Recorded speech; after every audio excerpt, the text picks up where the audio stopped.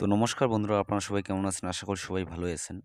India versus Afghanistan টি-20 match review.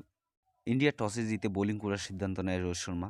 Bowling করতে আসে আর্শদীপ সিং। প্রথম ওভার মেডান দেন তিনি। মোহাম্মদ নাবি ভালো একটা ইনিংস খেলেন। ২৭ বলে ৪২ রান করেন।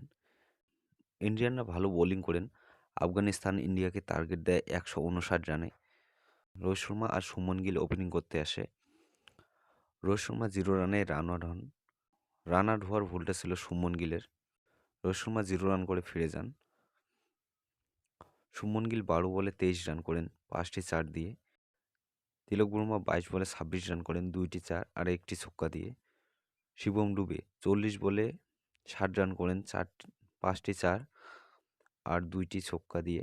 দুর্দান্ত একটি ইনিংস শিবম ডুবের।